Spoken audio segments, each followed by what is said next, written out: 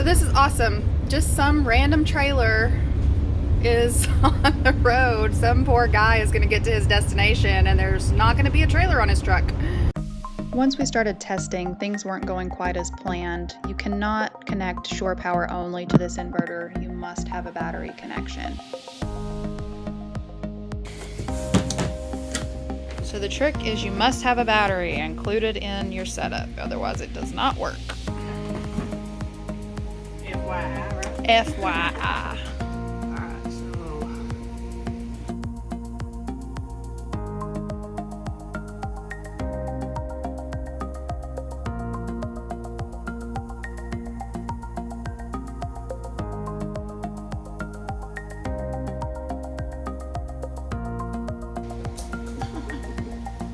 let's do We make it work. because you put more into it too.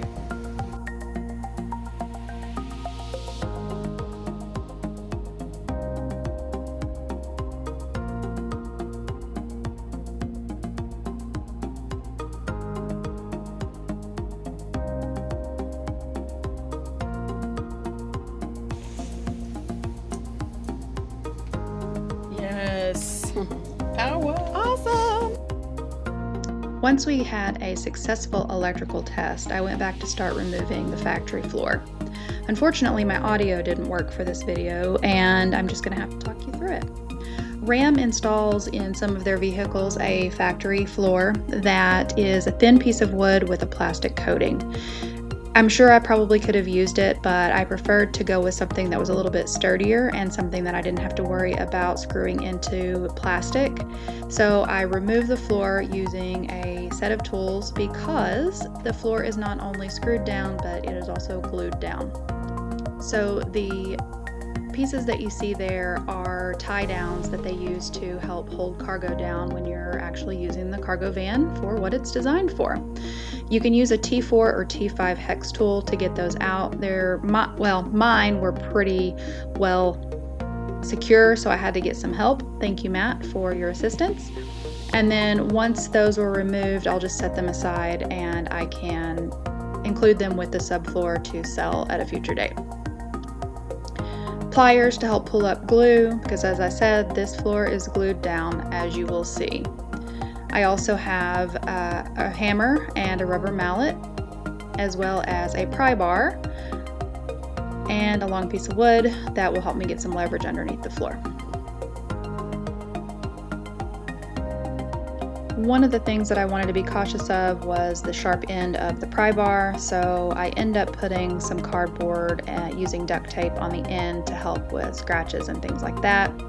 Ultimately, what ended up happening was a lot of scratches, and thankfully I had rust protection and dealt with those, and then of course the spray foam on top of that is just an additional protection against moisture and rust.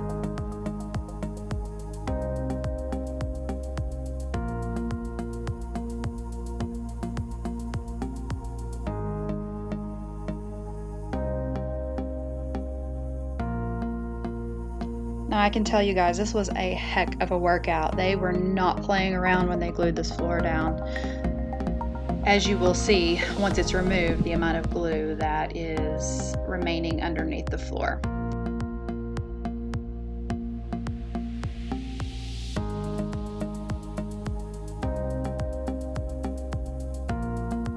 And I'm not sure if you can tell, but we're actually getting the glue popping up as I'm lifting that floor.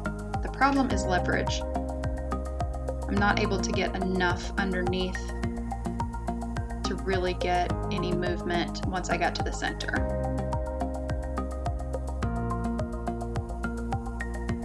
And now for your viewing pleasure, for some reason I thought this would be a good idea.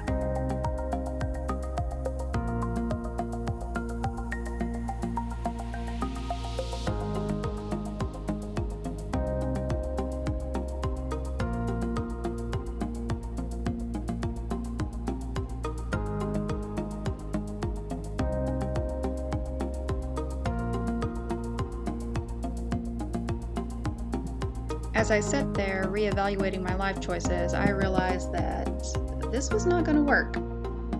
For some reason, I thought if I could just wedge my body underneath there far enough that I could lift the floor up, but that was not the case, as you can see, and now I live there.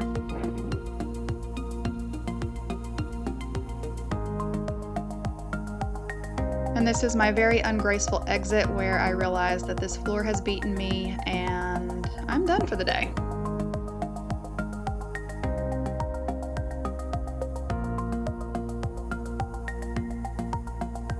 Thankfully, the next day I got some help and the floor was out very easily with an extra set of hands.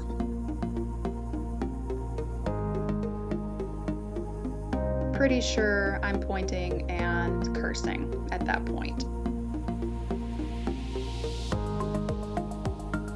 So come visit me in the next video where I'm going to be doing glue removal and starting to prep to install the subfloor. Very excited. Thank you guys. Love you so much. Bye.